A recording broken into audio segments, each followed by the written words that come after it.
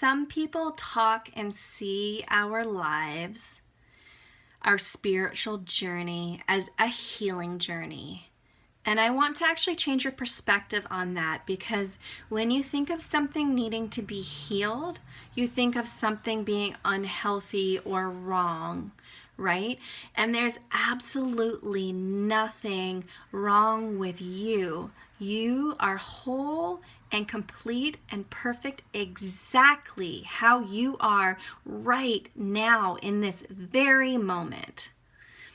So I want you to think about now using the analogy of school.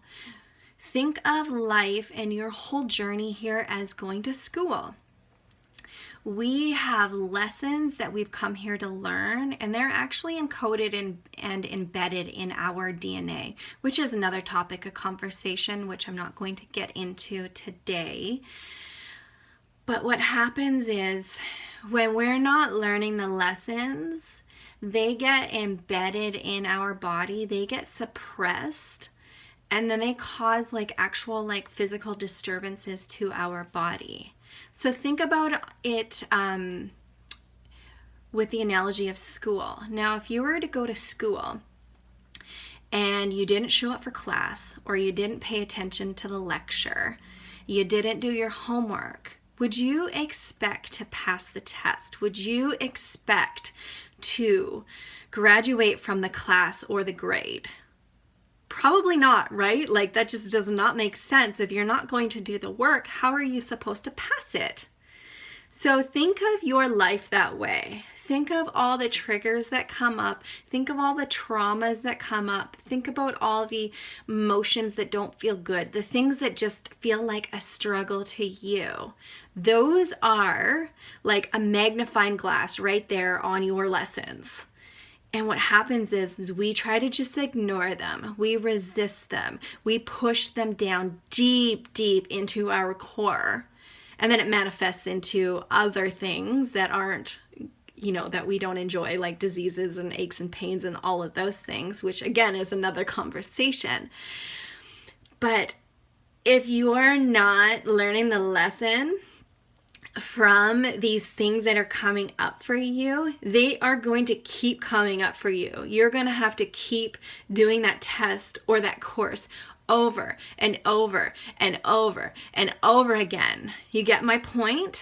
So you need to do your homework, and avoiding and numbing out and resisting these lessons is not the way to do it.